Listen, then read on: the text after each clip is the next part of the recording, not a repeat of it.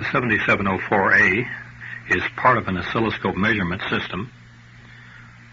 The bottom half that includes the plug-in compartments, the display switching logic, vertical and horizontal interface, trigger selection, and power supply is called the acquisition unit.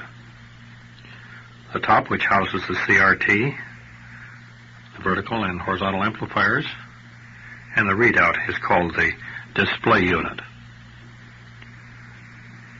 Now, these two sections can be separated to accommodate a processing unit. When connected to a computer and accompanied by appropriate software, can perform analog to digital conversions, perform mathematical operations on variables derived from the scope waveforms. The results can be displayed on the CRT as waveforms or alphanumeric readout. In addition to the conventional vertical and horizontal plug-ins, the scope accepts digital counters, digital multimeters using the CRT for readout, and sampling, TDR, and spectrum analyzer plug-ins can also be used. We'll use the 7704A service manual as reference. You'll need a scratch tablet and pencil. The discussion will not include knob readout or display switching logic. For that information, I refer you to the tape entitled 7000 Series Knob Readout and 7000 Series Display Switching. We'll assume a knowledge of basic tech scope circuits, such as those covered in the tech series of concept books. Now, you'll need to stop the tape from time to time to think about some point and perhaps rewind for a second try at a more difficult concept. Don't listen too long at one setting. Get up and walk around occasionally. Get a cup of coffee. Well, good luck. Well, we begin the discussion with pull-out schematic 1. That's the front panel and calibrator. Now, you may find that some sections of this discussion don't appear to be in a logical sequence. We're just trying to fit them all on 90-minute cassettes. Now, please turn to pull-out schematic 1. Pull-out schematic 1 has the calibrator and the front panel switches. Switches include the vertical mode switches, the horizontal mode switches, and the A and B trigger switches. Notice that in most cases, pushing the button connects 5 volts. We'll refer to that from time to time as logic high. Canceling the button ties the control line to ground. That's logic low. Now, notice that some of the buttons have no switch, such as the left trigger button. Just push the button and it cancels the other buttons. There are 3 controls on the diagram. There's the vertical trace separation, used in the display switching modes to move the B trace that is separated from the A trace. Then there are separate A and B intensity controls. There's a master intensity control on the CRT diagram. Well, let's look at the calibrator there at the top of the page. It's a 1 kilohertz square wave with 0.25% frequency accuracy and 1% amplitude accuracy. Now, the instrument is shipped with 40 millivolt, 400 millivolt, and 4 volt jacks on the front panel. Now, the pins on the connector can be removed and 40 volt substituted for the 4 volt and 4 millivolt for the 40 millivolt output. Now, that means that the front panel reads wrong, however. You don't want to touch the 4 volt jack, as it'll be used for the current loop. Now, the current loop can be obtained as an option, and it's plugged into the 4 volt and the ground jack. Well, the heart of the calibrator is the Bose oscillator. It's named after the gentleman that designed it for radar use. Its main claim to fame is that it doesn't take up much space, it's inexpensive, and it's very accurate, if designed right. Now, the frequency determining elements are C1001, R1002, and R1001, and they have opposite temperature coefficients, and I mentioned earlier the 0.25% frequency accuracy. I won't go into the operation of that oscillator. We've covered that several times before. It's a 2 kilohertz oscillator in this case. The IC U1010 is a 2-to-1 countdown device, which provides the 1 kilohertz output for the calibrator. Now, the collector of Q1003 swings about 5 volts or so. The negative excursion wasn't low enough to drive into the clock pulse input of the IC at pin 12, so Q1011 was inserted in the circuit. The flip-flop switches with a negative excursion at pin 12. We're using a push-pull drive out of pins 6 and 8 of the flip-flop into a switch composed of Q1021 and Q1023. Now, those bases will swing around ground so that we have about a mil flowing through the common emitter resistor R1023, and it'll switch from one side to the other. Let's take the condition in which it switched through Q1021. That 1 mil then flows through the parallel combination of R1021 and R1026 off to the right there. Well, a parallel combination of those two resistors is about 1K, and 1 mil through 1K means that we have a 1 volt swing in at the base of Q1025. Now, that'll swing both sides of the level set at the base of Q1027 by emitter follower Q1031, which in turn is set by the 0.4 volt calibrator adjustment. By tying R1026 over to the emitter of Q1031, then the base of Q1025 will swing both sides of whatever level was set by the emitter follower. Now, the 0.4 volt cal adjust sets the base of Q1031 at 42 volts. It's down a junction to the emitter. And over at Q1027, it's up a junction to the emitter of that transistor. So we have 42 volts at the common emitters of those two transistors. So we have 8 volts across R1027, or 8.9 mils of emitter current that we'll switch. All right, when Q1021 to the left there is on and its collector is down, it'll turn on Q1025, and all of that 8.9 mils will flow through that transistor. Q1027 would be off, of course, its collector down at ground, and that's the negative excursion of the calibrator waveform.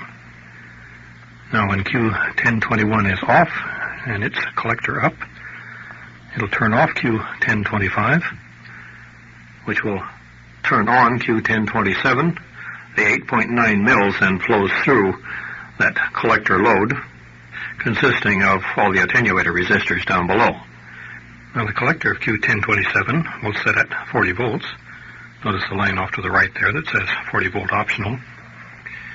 Well, let's see, we have R1043 in series with about 450 ohms. Well, that's about 4.55K. And 8.9 mils through 4.5K is 40 volts. Now, the divider, R1043, and all of the other resistors, sets the 4 volt level, and all of the other outputs appear off appropriate dividers.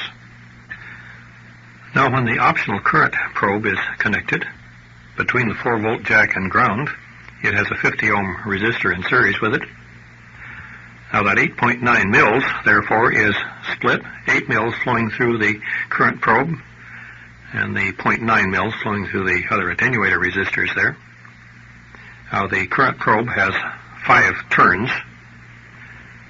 Now, the 5 turns times the 8 mils makes the current probe see 40 mils of calibrator current. Well, let's turn next to the vertical interface schematic. That's pull-out schematic 5.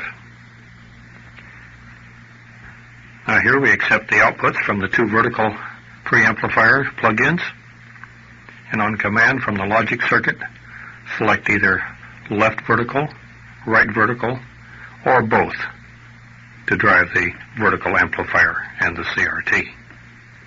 Then, in addition, trace separation information is provided where appropriate. For switches, we use two of the tech-made ICs, the MO36. Well, let's look at the inputs first.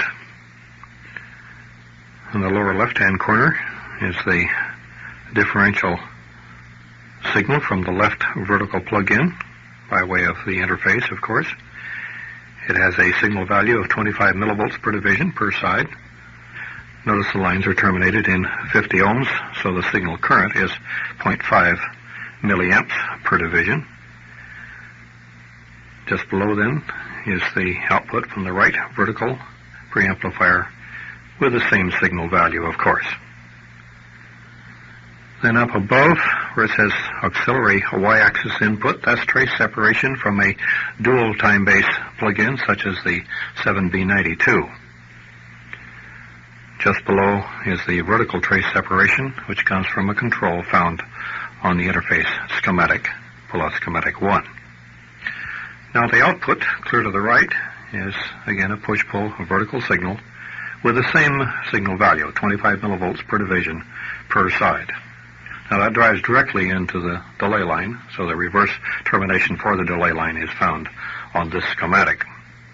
Now the lines which control the switching go into pins 4, 14, and 6. And let's take the lower IC first, where the left and right vertical signals go in. Now let's take the line into pin 4 first. That's the channel switch signal. Now, if we are to display the left vertical, then pin 4 is low. If we are to select right vertical, then pin 4 is high. Now, if we've selected the alternate mode, pin 4 will alternate between high and low with each sweep.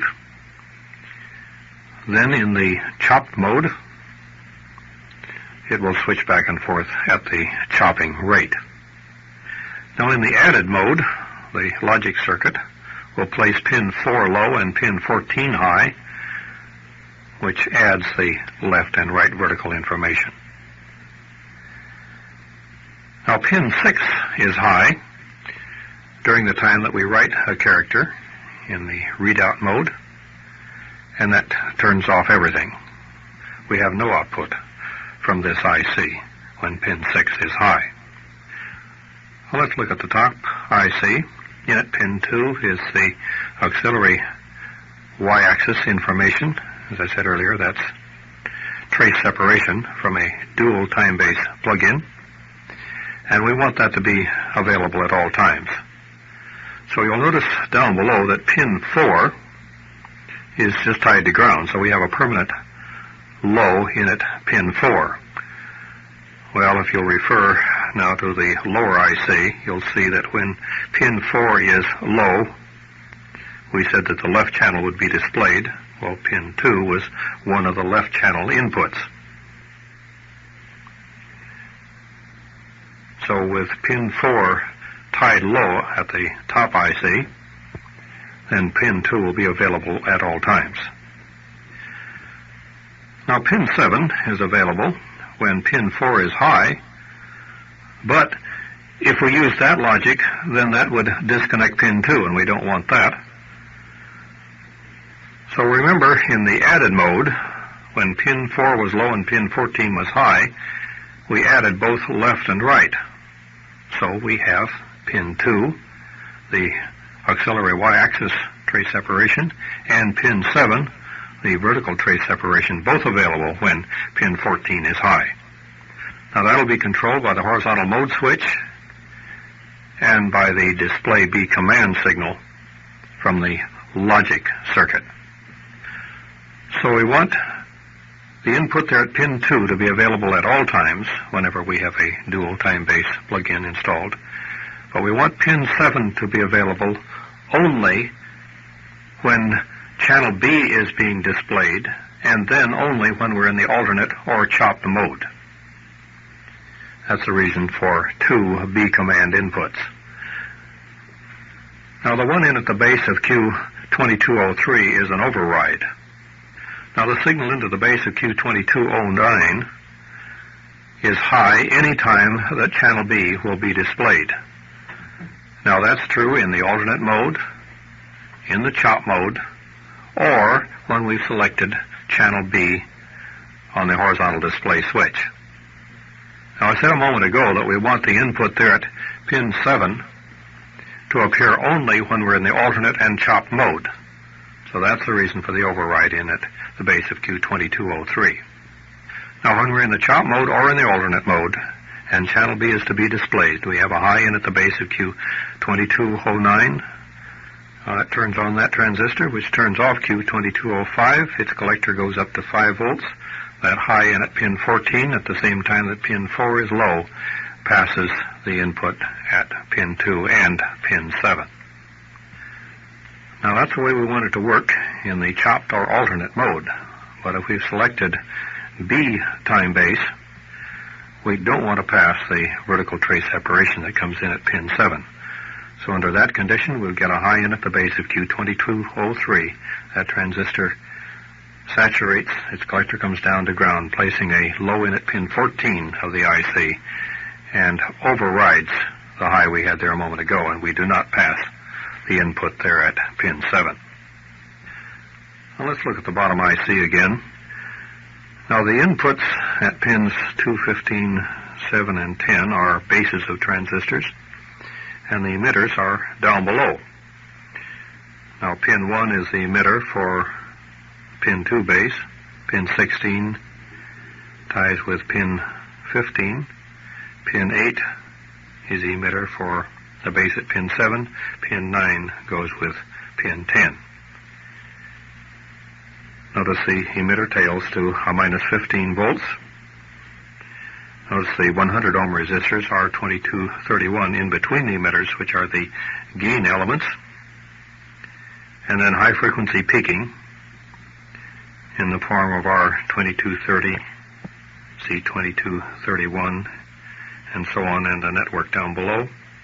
Now those tweaks allow one to match the transient response of the left and right vertical channels, so that in the added mode we have a good common mode rejection. Now the additional high frequency peaking compensates for high frequency losses within the IC. Pin 11 is the emitter return for the switching transistors, whose inputs are pins 4, 14, and 6. Notice, by the way, that the vertical horizontal inhibit goes to pin 6 on both of the ICs. After all, we want to turn off the trace separation as well as the vertical information when we write a character. Now the character data will be inserted over on the main vertical amplifier. Now the outputs, quite obviously, are from pins 12 and 13, and as you can see, the trace separation information and the vertical information is summed into the emitters of the grounded base push-pull stage Q2241 and Q2242. Those outputs from the ICs are collectors of transistors within the IC. So R2223 and R2225 and R2222, there are collector load resistors for those transistors within the ICs, as well as the emitter load for the grounded base stage down below. Notice the centering adjustment, which allows one to balance the levels as they go into the delay line. Now there's no attempt to terminate the output from the ICs in 50 ohms. Those 27 ohm resistors and the 68 ohm resistors up above are there to damp any ringing that may occur as a result of lead inductance. CR2244 temperature compensates Q2241 and Q2242 and sets the base level appropriately. Now the collector load for that grounded base stage would be, well, let's take the top side there, R2253 in parallel with R2255, in parallel with half the gain adjustment and R2243. LR2245 provides some peaking. Now the output is merely an emitter follower, and the 48.7 ohm resistors in series with the little RE of those emitters provide the 50 ohm reverse termination for the delay line. The delay line in turn is terminated at the other end in 50 ohms. And the signal value, as I said earlier, is 25 millivolts per division per side. Now it's important that the delay line be reverse terminated in 50 ohms at all frequencies, and the output from the emitters of Q2255 and Q2263 tend to become inductive at higher frequencies, so we compensate for that by the RC networks R and C 2279, R and C 2277, maintaining the reverse termination for the delay line constant at all frequencies. T2279 is just a toroid transformer to suppress common mode information. In general, that's to keep information from the output of the vertical amplifier from feeding back into the input here and causing the whole thing to oscillate. Well, let's turn now to the vertical amplifier, pull-out schematic 12. Now, the entire amplifier is in one IC package. Actually, it's an integrated circuit with the output transistors as discrete elements, all of which are housed in a small container about the size of a quarter. Now, the deflection sensitivity at the CRT is 3 volts per division, peak to peak, plus or minus 10%. Center screen voltage, about 35 volts.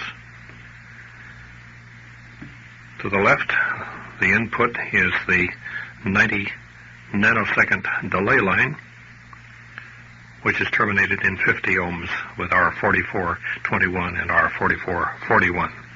Input sensitivity is 25 millivolts per division per side, or 50 millivolts per division push-pull.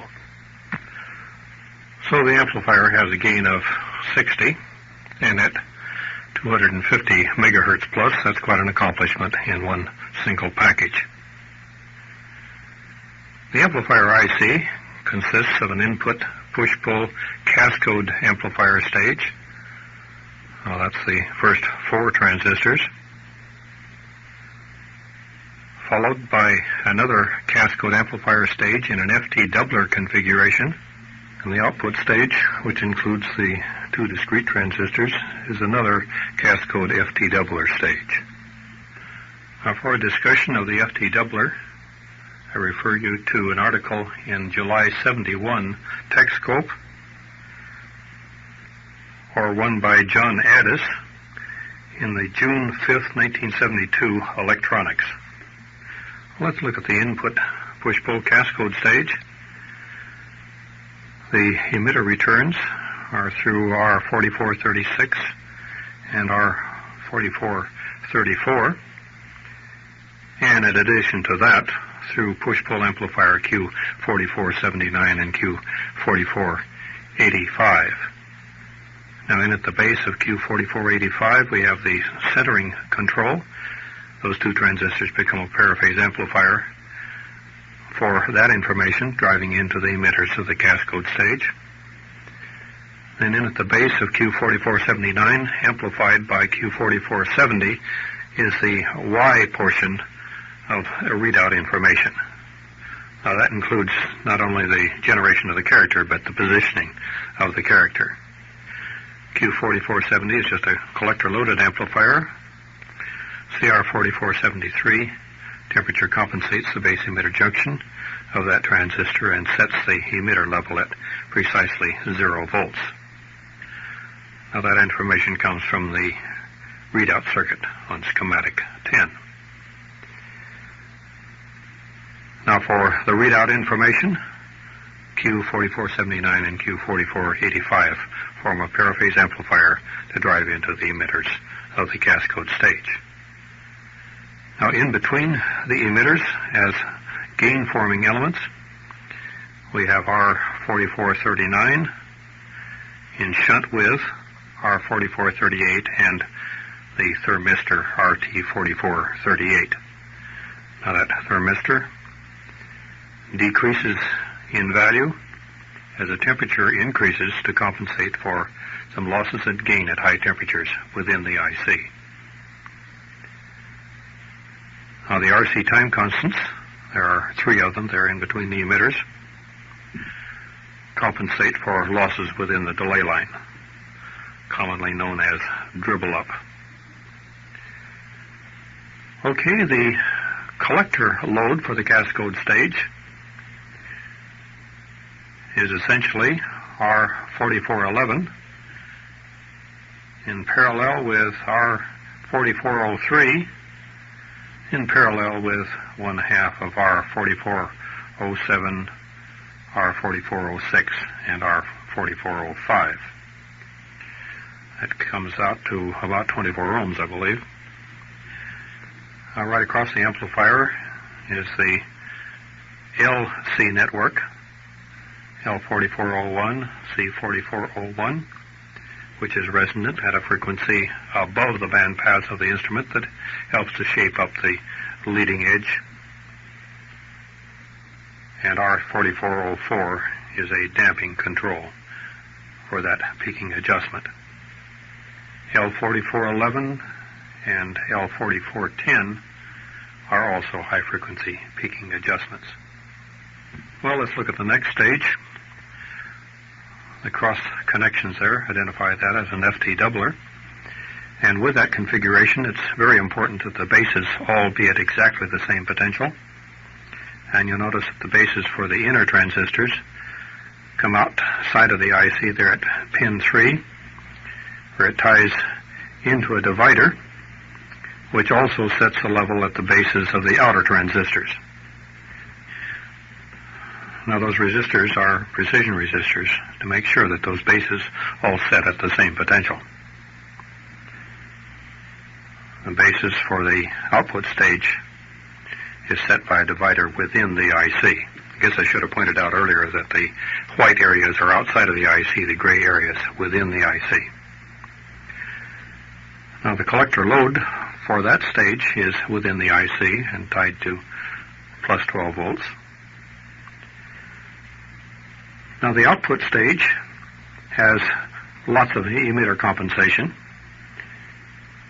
There are 19 ohm resistors, you'll notice, in between the emitters, but external to that are the 220 ohm resistors, R4450. Now in an FT doubler, any compensation that appears between pins 14 and 15 acts in parallel with any compensation that appears between pins 7 and 8. So you see we have a total of 6 compensation networks. Now the slow time constants are for thermal compensation. It's impractical to place thermal compensation within the IC. You can get the resistors in there, but not the bypass capacitors. So a different method is required. So let's start with those between pins 14 and 15. R4455 and C4455 is a thermal compensation network, as is C4453 and R4453. Now the next one to the right there, R4451 and C4451, is a faster one, and that's to compensate for a little remaining dribble up problems from the delay line. Now let's drop down to pins 7 and 8, and all 3 of the networks there are for thermal compensation, each one staggered a little bit to accomplish what normally could be done with one capacitor and resistor inside of the amplifier. Now I said a moment ago that with an FT doubler it's imperative that the base is set at exactly the same potential, and we couldn't design it to be that close with this output amplifier, so pin 10 has a bias adjustment. The output drives into the distributed deflection plates of the CRT, and they in turn are terminated by this thick film resistor pack consisting of our 5012 and the LR network 5010. Now those resistors are also collector load resistors for the output stage of the amplifier. The return is directly to plus 50 volts. Notice the bases of that output stage are tied and decoupled to plus 15 volts. Now let's go back to that bias adjustment. You notice it ties off to the left there to a line which says 12 volts. Well, that 12 volts is actually the source for the 12 volts which are used other places in the IC. That comes from the 15 volts up above. R4418 and C4417 is merely a decoupling network which drops that down to 12 volts where it's used for the bias adjustment and then also for VCC in the IC. Also in that output stage, the emitter returns down through some 200 ohm resistors directly to ground in through the beam finder switch.